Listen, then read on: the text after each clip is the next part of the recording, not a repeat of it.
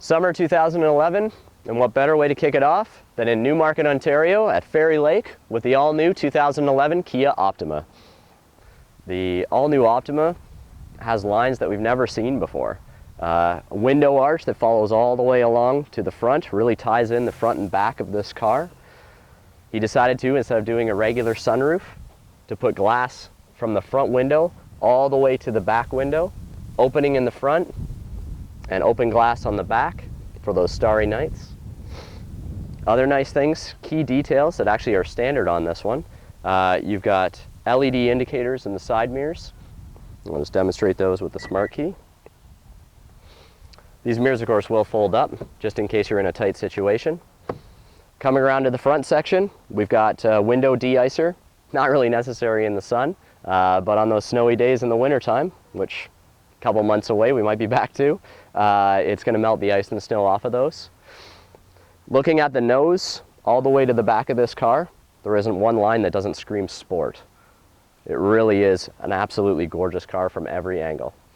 So the three models that you get in this car, I'd almost argue that they're kind of having an identity crisis, where by price range it's in a certain segment, but with the features that you get, it's gone vastly outside of that.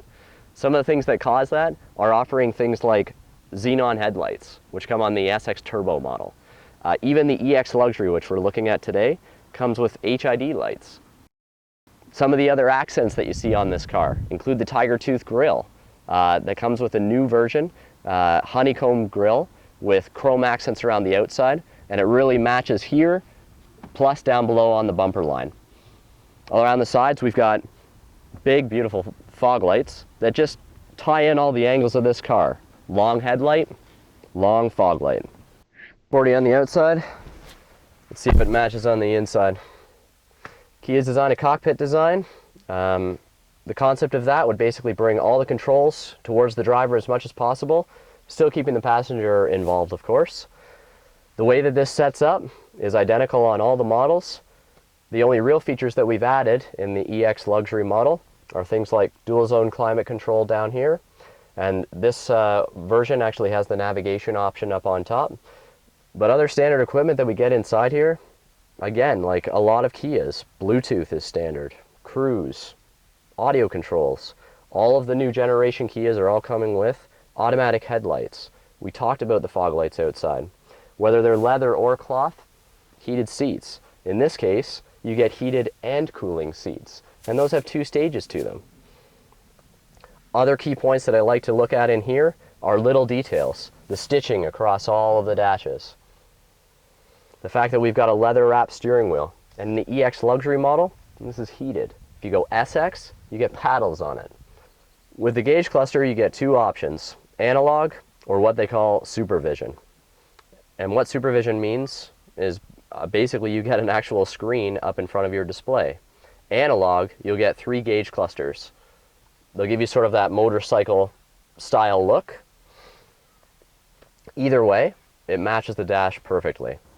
Okay, under the hood, the most important part of the 2011 Kia Optima is the block.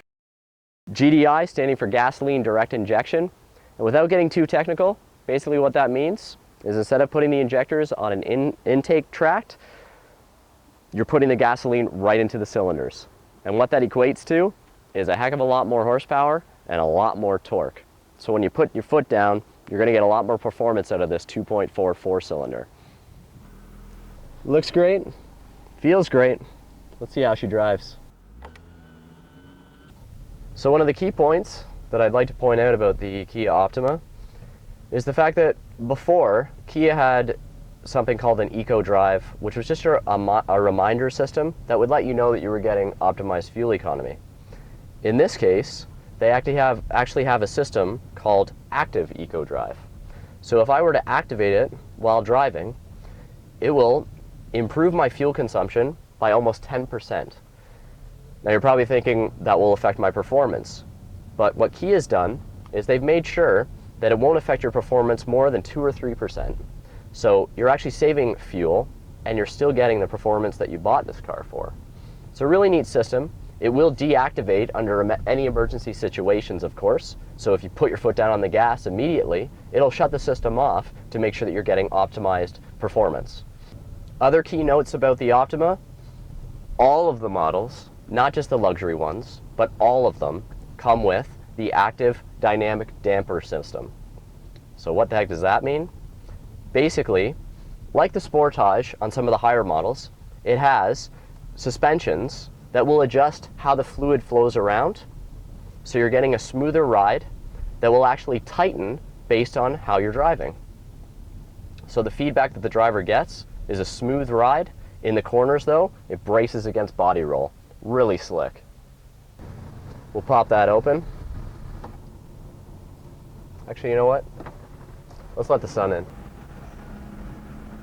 So one of the engine options in this Optima, a 2-liter Theta 2 engine, which is the name of it. It's going to come with twin scroll turbo technology. So again, I don't like to get too technical, but twin scroll basically means that you're not going to receive any turbo lag in this car. In the turbo option, you'll receive over 90% of its power at 1700 RPMs. Now that's astonishing, considering most turbos have lag up to about 3500 to 4500 RPM. This car, with that 2-liter 4-cylinder engine, with that turbo attached, will produce 276 horsepower and 250 pound-foot of torque. For a couple bucks more on top of the luxury model, you can get that turbo technology, and it'll surprise you. Another feature that you're going to get on all EX model and above is a backup camera. So in the EX Luxury, with the navigation screen, you'll see that we have the map set up there now. And if it's thrown into reverse, good thing I have the backup camera, otherwise I would be hitting that pole right there. Now, if you don't get the navigation, this screen will actually move up into a smaller screen up in the rearview mirror. So you're still going to get the benefit of it. You'll still get all the lines drawn out right on the screen, and it's going to warn you if there's anything behind you.